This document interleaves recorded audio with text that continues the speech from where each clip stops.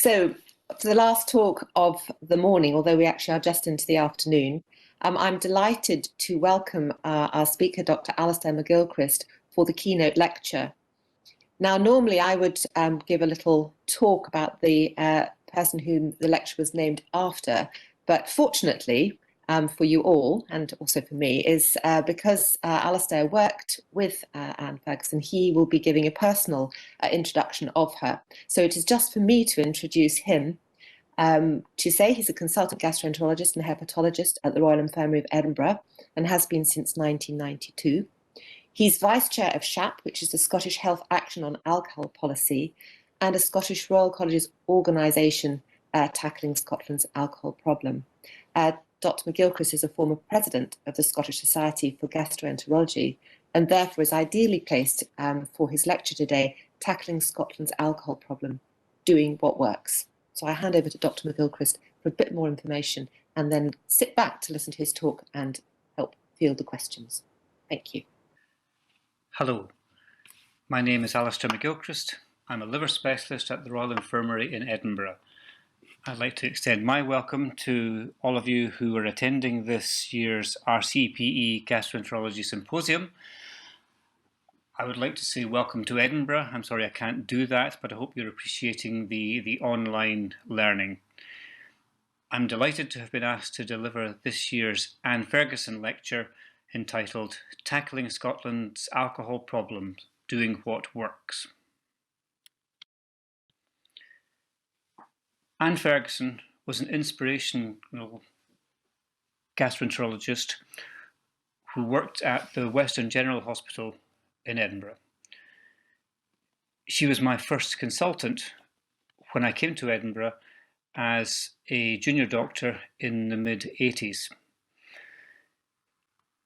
She was passionate about her patients and she was passionate about her research. Her career was distinguished in both these facets. Like me, she was a graduate of Glasgow University and had made the transition from Glasgow to Edinburgh. Unlike me, she was the recipient of the Brunton Medal, which is given to the best student of the year on graduation, and she continued to accumulate accolades throughout her career before her very untimely death in 1998. If I could take something that Anne taught me into today's lecture, it would be that as clinicians, it is our duty to sometimes take our eyes up from the bedside to the wider picture. She was always doing that, whether it be looking at the scientific basis for the pathological process in front of her, or looking at the disease, for example, inflammatory bowel disease, in the wider epidemiological context. And I suggest to you that we as gastroenterologists need to look at the bigger picture in relation to alcohol. That alcohol is a public health issue is nothing new.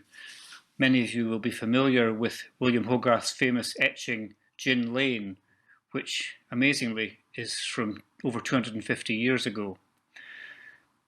Sadly, he was trying to promote good old British beer rather than that terrible foreign imported gin, but nevertheless, the point is well made that alcohol in excess causes considerable harm. Nowhere is that more true than in Scotland. It's often said we have a troubled relationship with alcohol. When I was a junior doctor in the GI unit at the Western General with Anne Ferguson, there was some liver disease in the wards, but nothing like what happened over the next 2 decades. You're all familiar with the gastroenterology wards being full of patients who should be in the prime of life, who are dying from liver disease as a result of alcohol. That message was really brought into focus by this dramatic paper published by Leon and McGoldrick in The Lancet in 2006, demonstrating that at a time when deaths from liver disease were falling in most European countries, in the black here, they were rising in the UK, in England and Wales in blue, and particularly in Scotland in red, both in men and in women. That's at a time when deaths from other chronic diseases were falling. Looking at it proportionally, using standardized UK mortality data, you can see that the deaths from liver disease have risen incrementally at a time when deaths are falling from most other conditions. Obviously that's percentage data, but here's some hard data. Middle-aged men from 1960 to 2010, dramatic falls in the death rates from coronary artery disease, from stroke and from lung cancer, whereas deaths from liver disease are rising inexorably up the league table. I've been talking about liver disease. What proportion of that is alcohol related? Well, a great deal, as you can see here. This is deaths from all liver disease in Scotland in orange and alcohol related liver disease in brown. And you can see how closely the two are tallied. I'd also like you to notice the shape of this curve with the increase you've already seen up into the mid-2000s and then a slight fall with a levelling off and a rise. I'll come back to that. So this is alcohol liver disease deaths by gender in Scotland, with obviously most marked in men, but also significantly increased death rates in women too. And if we now extend this to all alcohol-related deaths, not just liver disease deaths, you will see that the shape of the curve is almost identical. And if you then look at the scale with 0 to 50 here and 0 to 30 here, you can see that the majority, certainly more than 2/3 of all alcohol-related specific deaths are due to liver disease. So I think we can use the two pretty well interchangeably when we're talking about alcohol health harm. If we look at it by age, you can see that this is really a killer in middle age. The brown line here is the 55 to 64 age group, with the green line the 45 to 54 age group. So the majority of these people who are dying in middle age, which is unlike most other health conditions. You hear a lot in the news about young people dying, but actually there's an interesting trend with this, which this graph demonstrates. This is looking at deaths in 2000 compared to 2017, 2000 in blue, 2017 in yellow, and you can and it's in 5 yearly age groups. And you can see that there's been a shift in the curve to the right. So actually we're seeing more older people dying with liver disease. And that's reflected in what we're seeing in the ward. You would never see somebody of pensionable age dying of liver disease in the past, but we're now seeing that.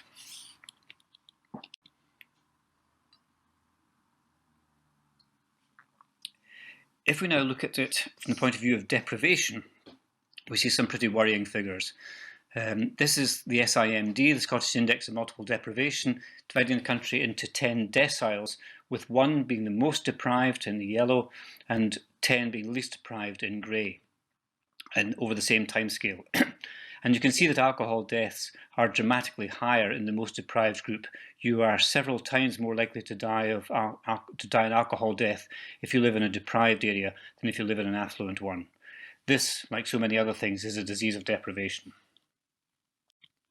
So, in Scotland, I think I've demonstrated to you that liver disease accounts for most alcohol-specific deaths, that alcohol accounts for most liver disease deaths, that most deaths from alcohol, whether from liver disease or anything else, occur in middle age, which is unlike deaths from nearly all other major conditions, and the deaths from alcohol are commonest in areas of greatest deprivation.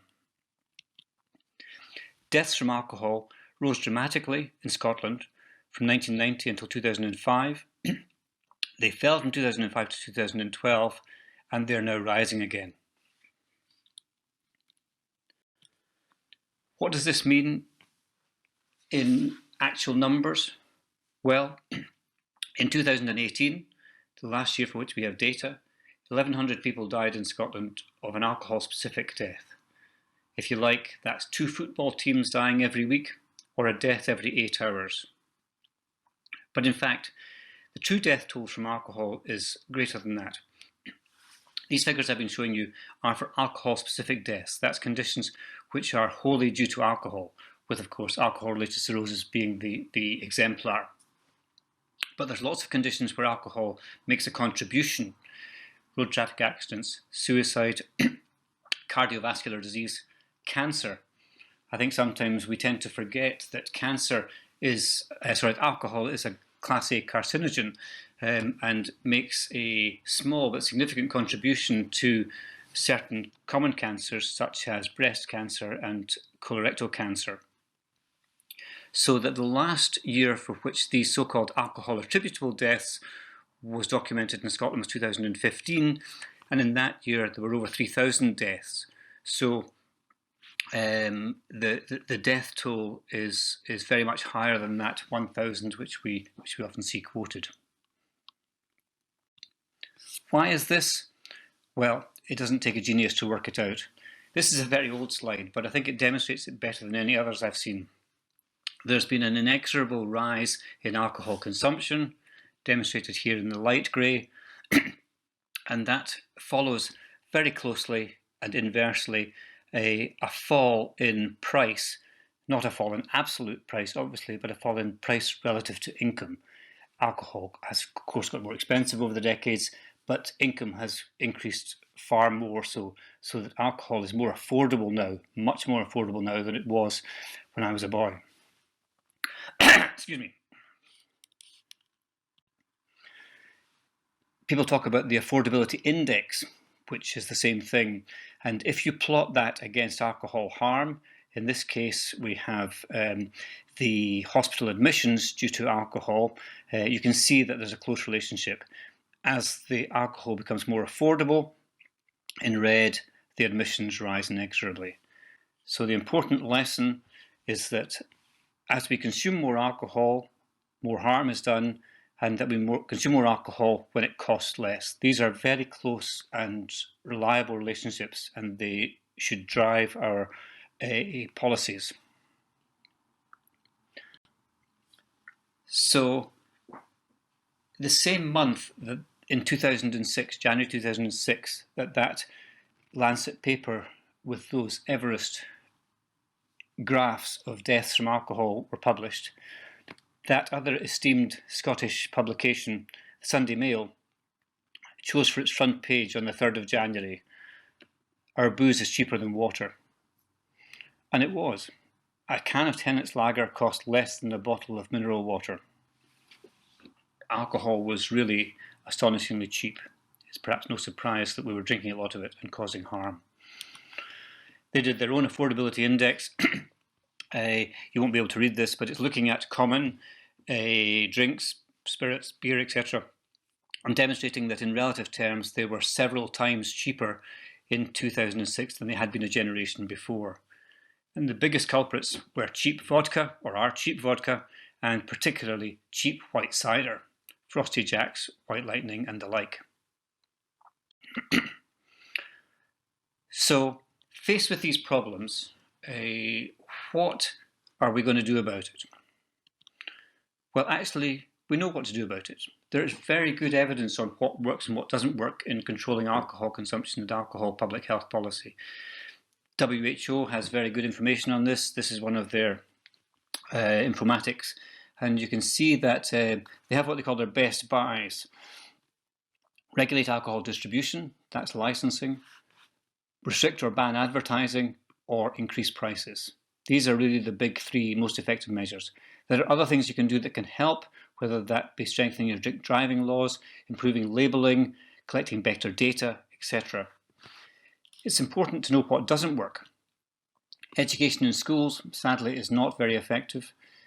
Public service announcements aren't very effective. You know the difficulty of getting messages across from everything that's happening with COVID just now.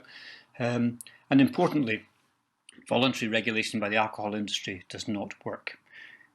I'll say more about that later. So, looking at this in a Scottish context, what can we do with these so-called the 3 A's, availability, attractiveness and affordability? Well, licensing laws are tightened, but are a local matter and difficult to have a national impact. Advertising is not a devolved option, so Scotland can't influence that directly. And when it comes to price, the same applies to taxation. Liquor tax is not a devolved option for Scotland. That's a UK legislative issue. You can have some minor impact on banning discounts and happy hour promotions, that kind of thing. But Scotland became interested in this option of what's called a minimum unit price. What is a minimum unit price? That's a floor price below which alcohol cannot be sold. And that is something that you do have the opportunity to legislate for, and it's legal to do so if you can demonstrate that there's a big enough health harm issue to be tackled. And that's what I'm going to spend some time talking about.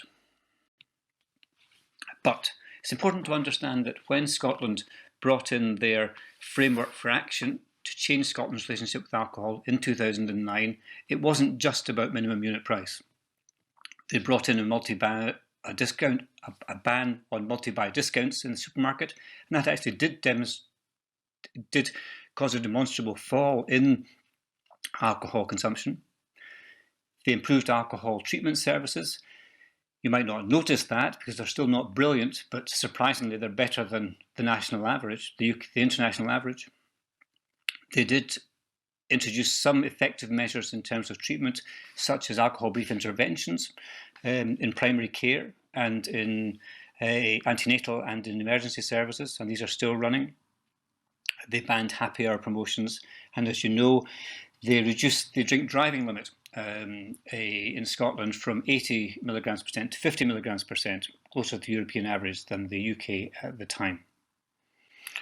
But the flagship, if you like, minimum unit price.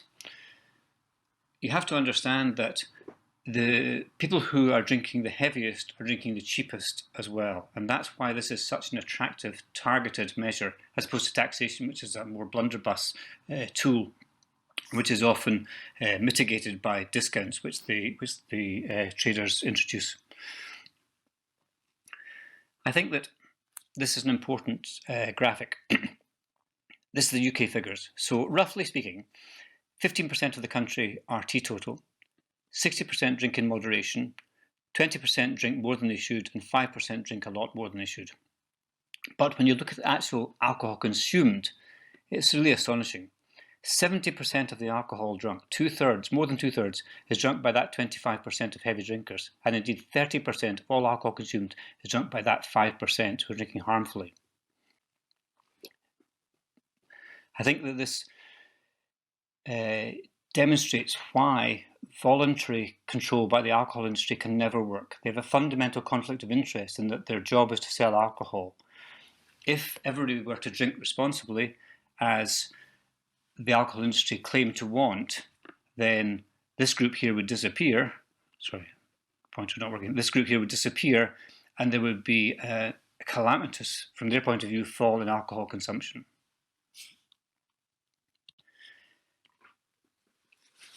I've had some dealings with an organisation called SHAAP, the Scottish Health Action on Alcohol Problems, which is a college-based alcohol advocacy group trying to promote evidence-based policies to reduce Scotland's alcohol problem. I mention that because, and I take no credit for this because I wasn't involved at the time, they were one of the first people to suggest this minimum unit price. And the Scottish Government, to their credit, took it up. It wasn't in effect in any country in the world. It had been tried in some Canadian provinces with effect, but it was essentially a new policy. In 2008, the minority SNP government tried to introduce a bill which fell because it wasn't supported by any opposition parties. By 2012, there had been an election and they now had a majority government, and they again tried to get it through Parliament, this time successfully. So the minimum unit price has been law in Scotland since 2012. But of course, that's not the end of the story, because the next 5 years were taken up by legal challenges by the drinks industry. They tried to argue that this was anti-competitive, They argued it in the Scottish courts unsuccessfully.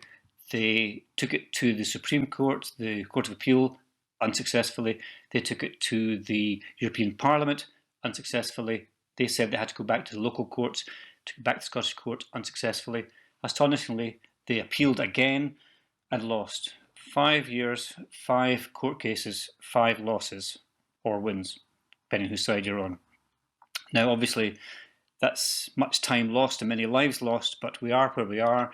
And in May 2018, 2.5 years ago, minimum unit price law was enacted in Scotland.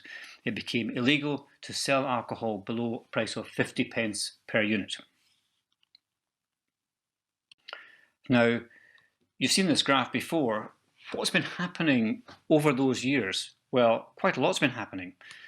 The peak of the epidemic, if we can call it that, maybe that's a wrong word to use at this time, but the peak of the rise has passed. There's been some slight fall in consumption, leveled off, slight fall in mortality, leveled off, and now rising again.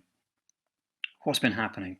Well, you might think that some of these falls were due to the measures that the Scottish Government introduced, but more likely it was the financial crisis. People had less money in their pockets and alcohol actually became less affordable for several years between 2008 and 2012. In 2012, that fall stopped happening. Why was that? Well, it's interesting. You may remember that the Labour government under Gordon Brown had something called the tax escalator, whereby the alcohol duty increased every year by more than the rate of inflation. When the Conservative government came into power in 2012, they repealed that law, and since then, alcohol has becoming been becoming year on year relatively cheaper, and therefore consumption has risen and deaths have risen too. I wanted to show this slide partly because when you watch the nightly news every night these days, you see the COVID figures, and they're always showing you the 3 and 7 day moving average to even out the day-by-day spikes. And this is the equivalent, this is the 5-year moving average of deaths in Scotland from alcohol over the decades up to last year. And I say this because you will hear the naysayers saying the problem is solved, alcohol consumption is falling, you don't need to worry. That's not true. Consumption did fall a bit from 2008 to 2012, but has definitely levelled off and is almost certainly rising again.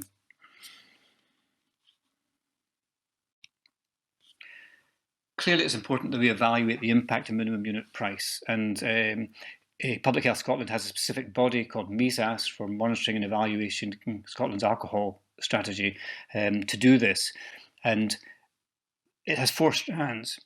In terms of implementation and compliance, they have demonstrated that it has been implemented without difficulty and the compliance is very high. In terms of the impact on the alcohol market, people did wonder about things like cross-border trade, but in fact, although that does affect, to some extent, border towns like Berwick-on-Tweed and Carlisle, the effect in the overall picture is minimal, and really the impact in the alcohol market has been low. If anything, it has favoured the corner shop over the supermarket in terms of the balance of sales. In terms of the impact on alcohol consumption, I'll be showing you some data on that, and we have very, very strong data that there has indeed been a significant fall in alcohol consumption. What you really want to know is whether there's been an improvement in the alcohol situation with regards to health. Has there been a reduction in harm? And we have some limited data on that, but I'm afraid it is still very limited. In terms of morbidity, hospital admissions, the latest data we have is for the financial year 2018 to 19, which, if you work it out, is only 10 months post-MUP. And for mortality, deaths due to alcohol, we're in an even worse situation in that the latest data we have is for the calendar year 2018, which is just 8 months post-COVID. 2019 data was due out 5 months ago, but has not yet appeared, probably because of delays in the office from COVID issues. So what about consumption? This is looking at the consumption in the 1 year following the introduction of MUP from May 2018 to April 2019 in Scotland in the blue compared to England in the red for that year and for the 5 preceding years. And you can see that there has indeed been a significant fall in Scotland at a time when consumption was rising in England. The overall figures are a 3.6% fall in Scotland compared to a 3.2% rise in England. England, of course, being an ideal real live case control experiment because they don't have MUP. MESAS have done very detailed analysis, which published again in June, looking at all sorts of potential confounding variables, which I'll not go into all the detail of, but the bottom line is that there has definitely been, roughly speaking, a 5% or greater swing in consumption between Scotland and England, and that it has been indeed due to the introduction of minimum unit price. Nothing else can explain it. They have data on the individual types of alcohol, and you will not be at all surprised, I don't think, to learn that the greatest change is in cheap cider.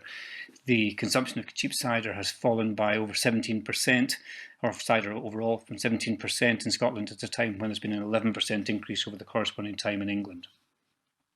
So much for consumption. What about harm? Well, this is hospital stays or hospital admissions year on year due to alcohol in Scotland. The MUP was introduced in May 2019, and this is the financial year 2018 to 19. And you can see that in that short time period, there's been no change in all alcohol morbidity. If we come down to alcohol liver disease, rather than all alcohol hospital admissions, there is just a hint that there has been a fall. So some early promising data there in 2018-19 compared to the previous year. I'd like to spend the next few minutes talking specifically about Glasgow and data from Glasgow City, and I'd like to thank you and Forrest for that data. Why Glasgow?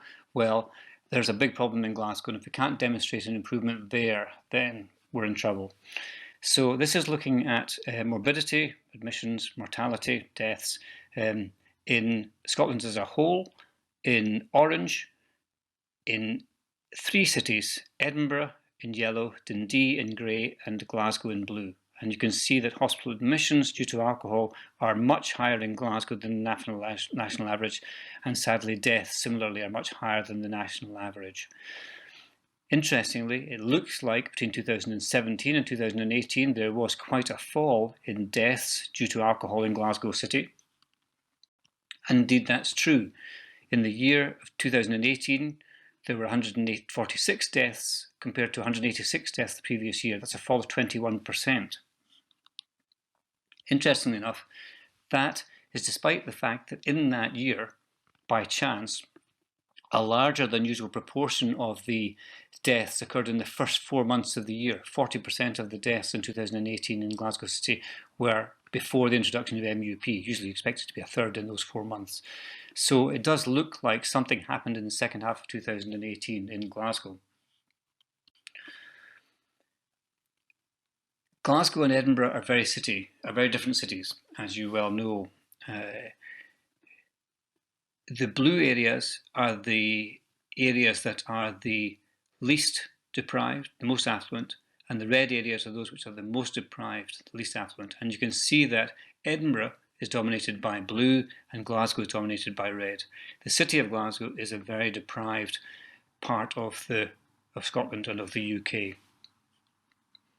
So let's look at deprivation. This is quintiles rather than deciles.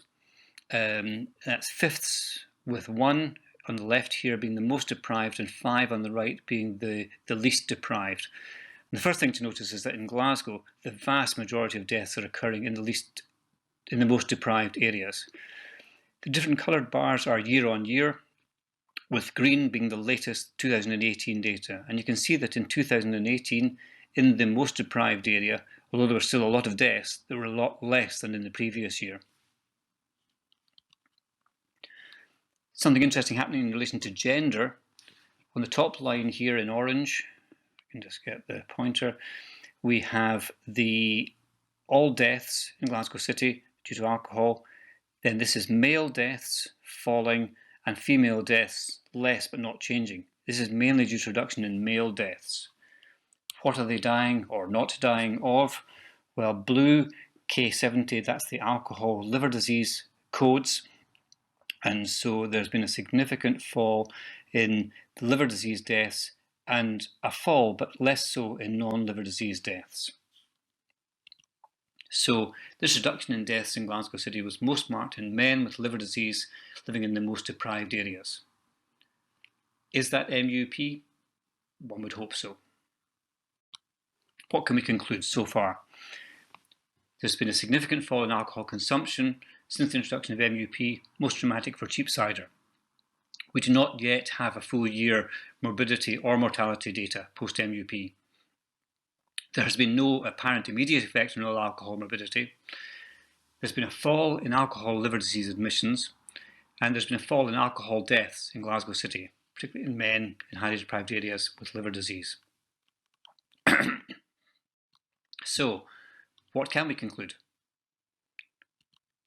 As Chu Enlai said to Henry Kissinger, or is reputed to have said to Henry Kissinger when discussing the French Revolution, it's too early to say. But the clock is ticking. The government have the opportunity to revise the level at which minimum unit price is set, currently 50p, and they've said they will do so now, essentially, in late 2020. Whether that will happen, given COVID pressures, remains to be seen. But it's an important issue because, as you can see, back in 2008, over 80% of alcohol sold in off licenses was sold at below that 50p threshold. By 2017, with the natural effects of inflation, it was less than 50%. So a 50p threshold is a pretty modest target, and there could well be an argument for raising that. The other interesting or important timescale is that, unusually amongst legislation, there's a clause called the Sunset Clause, which means that the bill will automatically fail unless some benefit, health or otherwise, has been shown. So that by April 2024, there will be a vote in Scottish Parliament to determine whether MUP should remain in place or not. Of course, this is happening in the context of COVID. I couldn't really talk to you today without considering what effects COVID might be having in relation to alcohol and liver disease. You might be interested to learn that almost certainly nationwide, less alcohol was drunk during lockdown. More alcohol was, of course, sold in off licenses and in supermarkets, but it would have to be a marked increase, greater than 35%, to overcome the complete shutdown of pubs and restaurants. And the best data on this comes from Treasury on revenue from alcohol tax. And this is their month-on-month data for 3 consecutive years, the last 2 years and the current year, starting in April. And you see that in April and May, there was a dramatic reduction in the tax receipts from alcohol sales. And then this was a rebound in June and back to normal in July. So we were drinking less, but that's not necessarily all good news, because we know from 3 different surveys, one from Alcohol Focus Scotland in England, one from London, and also from this data from YouGov, which is a rolling survey which includes questions about alcohol, that moderate drinkers are drinking less, but heavy drinkers are drinking more. So you see here that during lockdown, as compared to before lockdown, the number of patients who said to be teetotal increased from 34% to 39%, whereas the number who were drinking heavily, more than 50 units, rose from 3.5% to 4.7%. Now, of course, the people who fulfill these surveys are not necessarily representative of the population as a whole, but the message is clear. Moderate drinkers are drinking less, but heavy drinkers are drinking more. And that might, of course, skew any beneficial effects of the overall reduction in consumption. And indeed, the potential health consequences are quite complicated. We know that access to support services was a lot less during lockdown. We know of multiple anecdotal stories about patients in recovery who relapsed to alcohol consumption because they had no access to services. The effect on liver disease admissions is an interesting one. data from Ken Simpson, my colleague in Edinburgh, has shown that there wasn't any dramatic fall, as was expected during lockdown, in the admission numbers. But there's definitely a feeling across the country that there is a rebound now with more admissions. And as we speak, there is a survey ongoing around many hospitals around the UK looking at liver disease admissions. And it's interesting to see what that shows. There's lots of publicity about the adverse effects on mental health, and that, of course, will trickle down onto alcohol consumption. And the effect on economic recession is an interesting one. It's not necessarily bad in relation to alcohol intake. You saw what I showed you about the effect of the financial crash on alcohol, and that's because of affordability. So it remains to be seen what effect COVID will have on alcohol harm in the long term. So here's a little timeline. In 2006, mid-2000s, we had a crisis of deaths from alcohol in Scotland, as exemplified by this liver disease data, and our alcohol was far too cheap. The Scottish Government's response was to produce this framework for action. And if I can quote from Harry Burns, the Chief Medical Officer at the time's introduction, he said that in Scotland, we led the way on smoking, and we can lead the way on alcohol misuse too. Excuse me.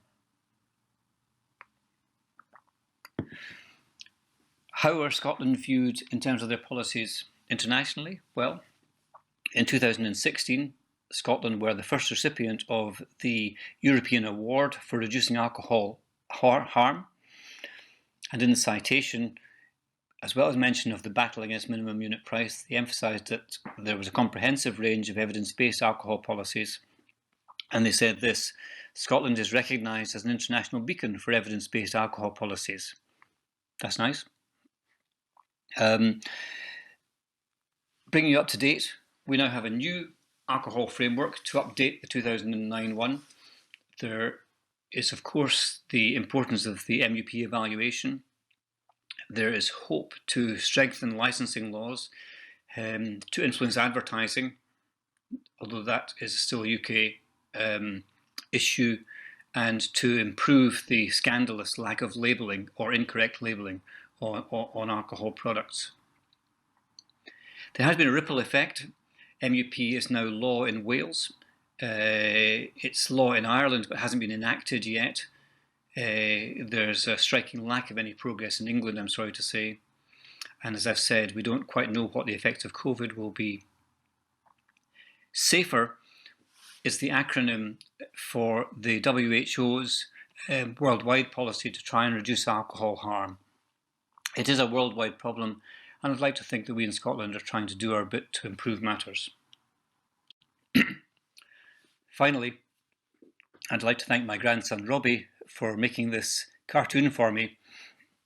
If you walk into the kitchen and there's water all over the floor because somebody's left the plug in and the tap's on, then it's important to mop up the floor.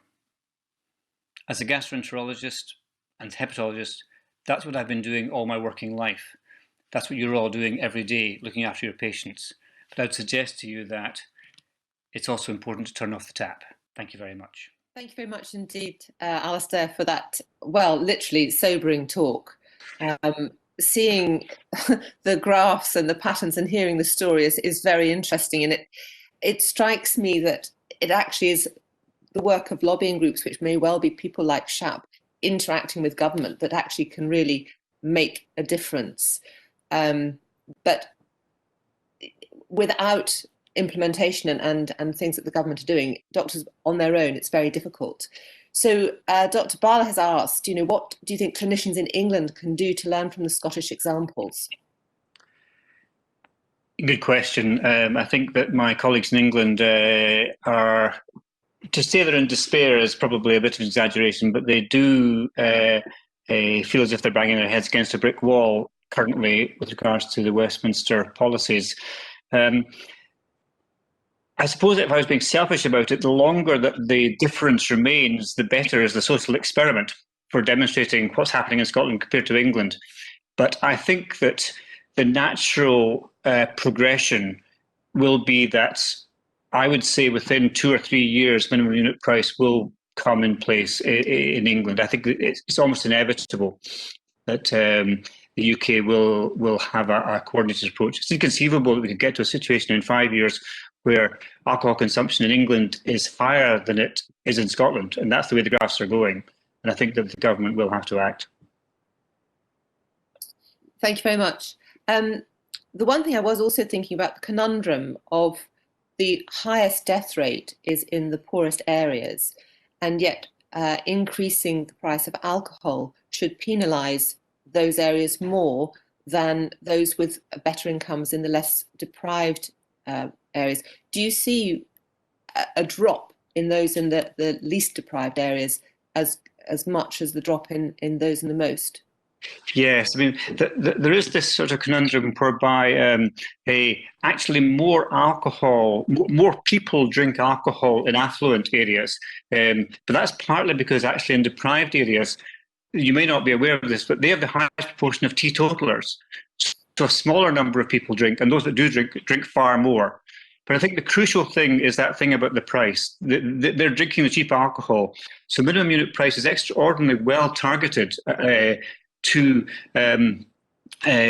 get those people who are drinking the cheap stuff. You know, in the days before the legislation was passed, there was a lot of chat saying, "Well, this is a tax on the poor." Well, you know, it may be hard to say it, but that's appropriate because it's the poor that are dying. You know, so I think that that's not a reason not to have this legislation. The data on admissions, interesting enough, just yesterday we got the data on 2019 to 20 on admissions in Scotland, and perhaps slightly disappointingly, the number of admissions again has not fallen. So we now do have a full year in admissions, but it is still early days. The reduction in deaths from liver disease as opposed to all alcohol deaths has been sustained, but it is quite modest. And I think the argument for raising that threshold from 50 up a little bit to, say, 55 is quite strong. Thank you very much indeed. I don't know if anybody else wants to put some questions on Slido, but Dr. Bala has got another one for you. And he said, have you as yet found any evidence of indirect effects of COVID-19? And are there good exemplars to mitigate the alcohol-related harms? It's sort of two quite chunky questions, actually. I'm not quite sure what you're asking. Do you mean in terms of, we know that having liver disease is a significant risk. If you do catch COVID, you're much more likely to get serious infection, to be hospitalised, to end up in ITU and to die. So that's hardly surprising because patients with liver disease often also have other comorbidities. They're obese, they have cardiovascular disease, etc. It all goes as a package. And also, again, COVID is a disease of deprivation, as with alcohol. I think that the jury's out really on what's happened. There's a great deal of sort of noise amongst the hepatologists saying that there's a lot of rebound admissions, particularly in England, perhaps more so than in Scotland. But I'm waiting to see the data. Everyone thought that the admissions were down in England and Scotland during lockdown, but that doesn't seem to be the case here in Glasgow and Edinburgh. So I think the jury's out on the COVID effects. Okay, well, thank you very much. That has actually neatly brought us to the end of the questions. I did like the idea of the sunset clause, that in 2024 you had to see that there had been some benefit. And actually that's what, there's been a huge juggling thing at the moment between the economy and the health effects of the measures in COVID, but it's all being done on an incredibly short timescale, like sort of days to weeks rather than a sensible period of a couple of years. It does look as though a huge amount of sort of progress has been made, and it is that working in combination, I think, with those people on the ground, with those who can make the change, which is working.